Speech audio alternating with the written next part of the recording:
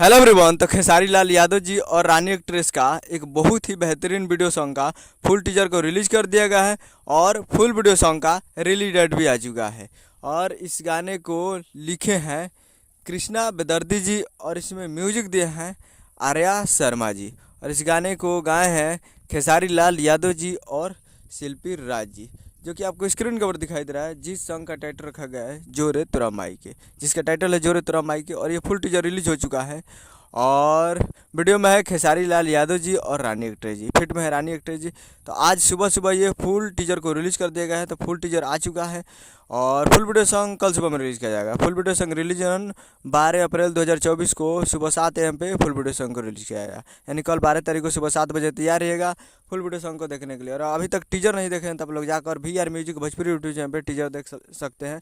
और कल video VR music पे कल वीडियो सुबह में 7 बजे देख सकते हैं।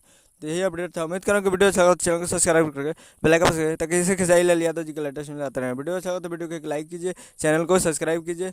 मिलते हैं अगले वीडियो में, तब तक के लिए जय हिंद जय भोजपुरी।